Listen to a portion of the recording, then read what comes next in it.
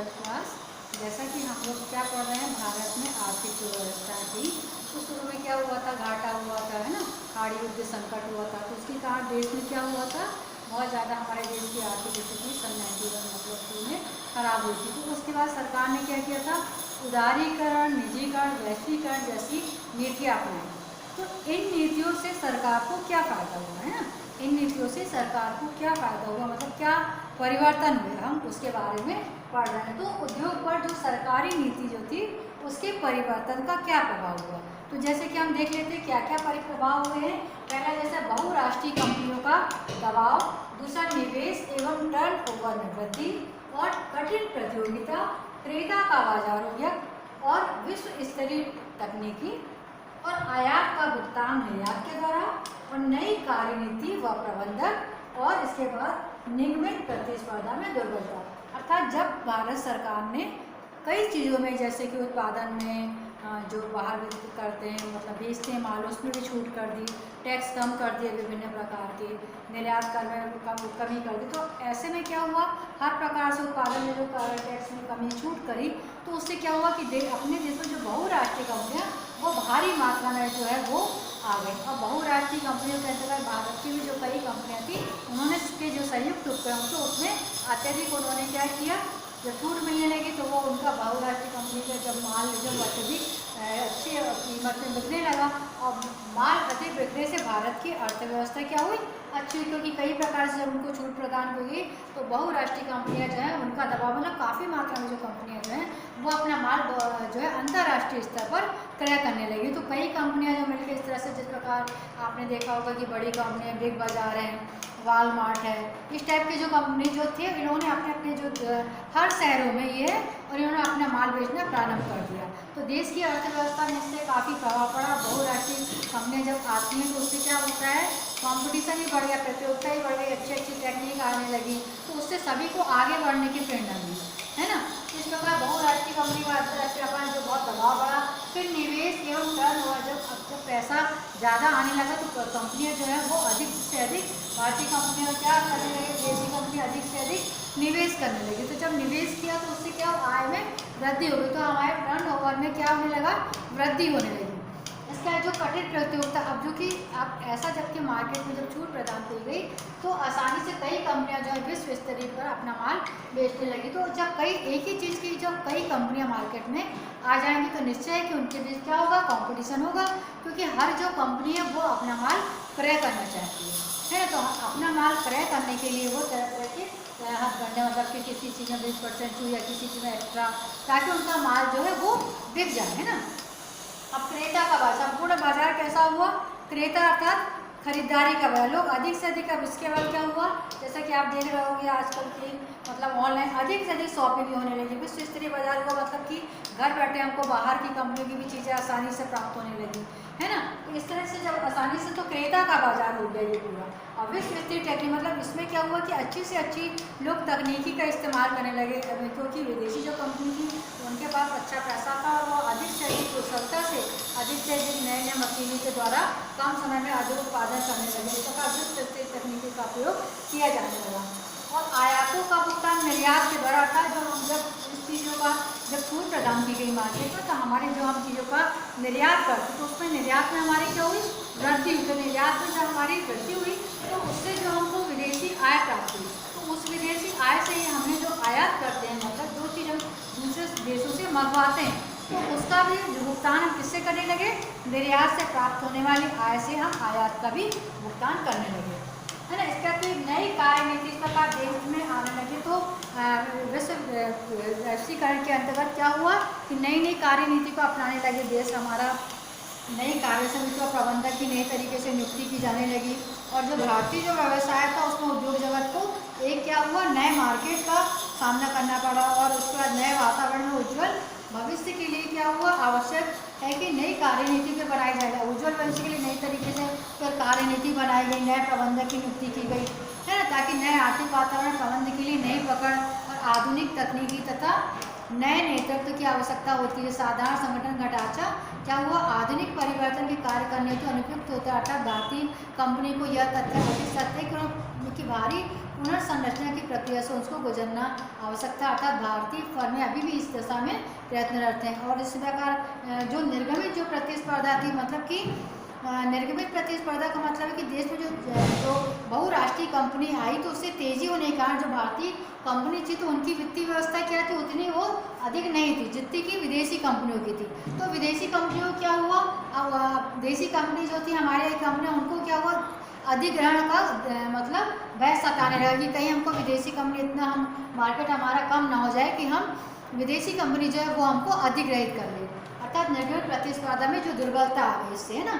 तो भारतीय कंपनी वित्तीय चूंकि समस्या का सामना कर रही थी, तो परिणाम स्वरूप क्या हुआ कि भारतीय कंपनियों को अधिग्रहण का हमेशा फिर भय बना रहता है और इसकी उनकी संयुक्त उपक्रम में अधीनस्थ की स्थिति हो गई और उन्हें साधारण परिस्थितियों में असमान मुकाबले का सामना करना पड़ रहा है। वास्तव में विदेशी तथा वित्तीय दशा क्या होती है, कमजोर होने का भारतीय कंपनी क्या करी, विदेशी कंपनियों के आगे वो टिक नहीं पाती। क्यों नहीं टिक पाती, क्योंकि विदेशी कंपनी जो होती उनके पास इतना जो पैसा है और नई नई टेक्निक है वो अभी भारतीय कंपनियों के पास नहीं है। तो जो भारतीय कंपनी है उनमें दुर्बलता आ गई।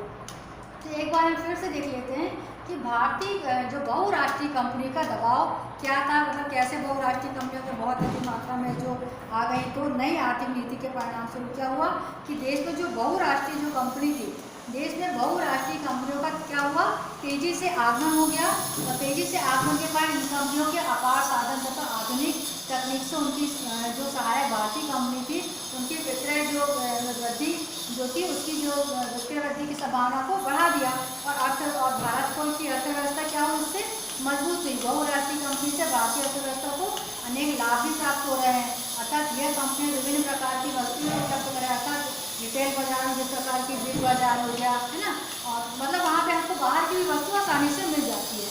और पेंटालून, रिटेल, वॉलमार्ट आदि फ्रेंचाइजी व्यवस्था के तहत देश में अपने देश में ये कंपनी आ गई कि यहाँ के लोग को भी मतलब आसानी से हर चीज़ उपलब्ध होने लगी और दूसरा हमारे देश की सरकार को भी क्या हुई, अधिकतम आय की प्राप्ति होने लगी। अब दूसरा जैसे हम देख लेते हैं विदेश निवेश व टर्न ओवर में वृद्धि। तो आर्थिक सुधार कार्यक्रम के परिणाम स्वरूप क्या हुआ, औद्योगिक क्षेत्र में निजी निवेश की बड़ी मात्रा को क्या हुआ, बढ़ावा मिला और आर्थिक सुधार कार्यक्रम में 90-91 में जो निजीगत जो क्षेत्र थे उन्होंने अंश निर्गमन कर 261 करोड़ की कुल पूंजी जुटाई गई थी। अर्थात आर्थिक जो सुधार जो हमारे जो कार्यक्रम लागू हुए थे उसके अंतर्गत अधिक से अधिक क्या हुआ, निवेश की क्षमता जो वो बढ़ गई और 4 वर्षों के पश्चात 94-95 यह राशि जो है वो बढ़कर कितनी हो गई, 27,621 करोड़ हो गई। अर्थात इसी अवधि के अंतर्गत विदेशी पूंजी को मिलाकर निजी निर्गमित क्षेत्र का कुल निवेश जो है वो 3,000 रुपये जो करोड़ से भी कम था वह बढ़कर कितना हो गया, 65,000 करोड़ रुपए से भी अधिक हो गए। इस प्रकार हमारा निवेश और टर्न ओवर जो होता था उसमें वृद्धि हो गई। अब चूंकि जब कई कंपनियां एक साथ विश्व मतलब बाजार में आती है तो उनमें क्या होता है, परस्पर प्रतियोगिता होने लगती है ना कि कौन सी कंपनी कितना अधिक अपने माल का क्रय कर सकती है। अर्थात क्या हुआ, औद्योगिक जगत में कड़ी प्रतियोगिता का वातावरण बन गया। विदेशी कंपनियां देश के सस्ते संसाधनों का प्रयोग कर क्या करती थी, बड़ी मात्रा में वो लाभ प्राप्त कर रही थी और देश के उद्योग इसके समक्ष क्या हो रहे थे, टिक नहीं पा रहे थे। उदाहरण के लिए जैसे वेस्टर्न कंपनी जिसके पास के टेलीविजन बाजार का 18% भागता हुआ आज बाजार से बाहर हुई। अतः कंपनी का कोई भी जैसे प्रतियोगी विदेशी कंपनियों के साथ देश की कंपनियां बढ़ रही थी। अर्थात इसी के साथ साथ उद्योग के लिए जहां बड़ी मात्रा में वस्तुएं आरक्षित थी अर्थात कुछ वस्तुओं तक ही ये सीमित रह गई थी। अर्थात मार्केट में कठिन प्रतियोगिता हो गई थी उस समय।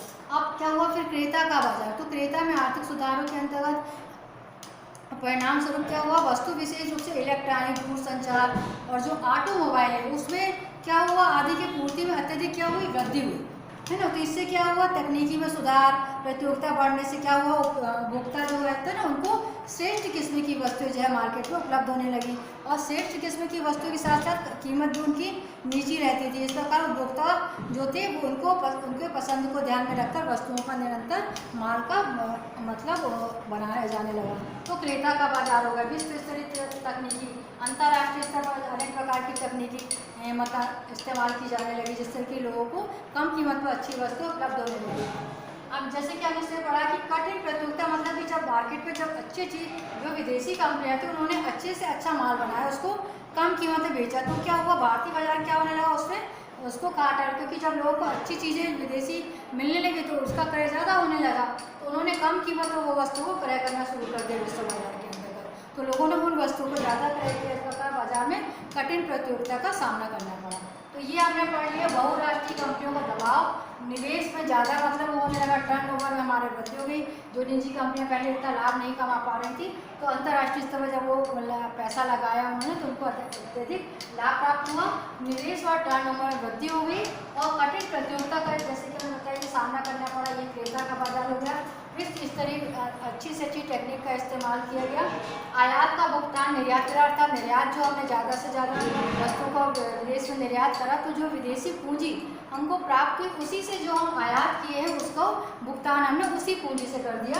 तो आयात का भुगतान निर्यात के द्वारा हो गया और नई कार्य नीति हुआ, तो इस कारण हमको नई तरह की कार्य नीति को अपनाना पड़ा, क्योंकि विदेशी कंपनी के समक्ष हम टिक नहीं पा रहे थे, नई तरीके से प्रबंधन करना पड़ा उसका।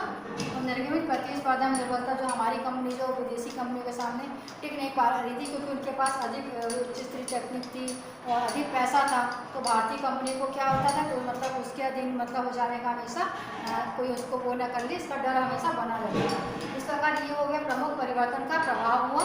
आज हमने पढ़ लिया उद्योग पर सरकारी नीति में परिवर्तन के क्या प्रभाव पड़े। तो क्या क्या प्रभाव पड़ा, भारतीय कंपनियों को अत्यधिक बहुराष्ट्रीय कंपनी का क्या हुआ, दबाव पड़ा और निवेश व टर्नओवर में वृद्धि हो गई और कठिन प्रतियोगिता हुई, क्रेता का बाजार और विश्व स्तरीय टेक्निक और आयातों का भुगतान किसके द्वारा, निर्यात के द्वारा, और नई कार्य नीति एवं प्रबंधन तथा निर्गमित जो प्रतिस्पर्धा उसमें दुर्बलता। मतलब कंपनी को क्या हुआ कि अधिग्रहण की समस्या, मतलब कोई कंपनी क्या होती है, जब बड़ी कंपनी छोटी कंपनियों क्या करती, कई बार अधिग्रहण कर लेती, मतलब उसमें मिला लेती, जब उसको घाटा अत्यधिक होने लगता है तो उसको अपने मिला लेती। तो इस प्रकार की समस्याओं को सामना करना पड़ा है ना, निर्गमित प्रतिस्पर्धा में दुर्बलता, इसका मीनिंग ये होता है। तो आज हमने पढ़ लिया उद्योग पर सरकारी नीति है परिवर्तन का प्रभाव। आज आपको अच्छे समझ में आ गया होगा, तो आप बच्चों ये पॉइंट लिखते जाइए।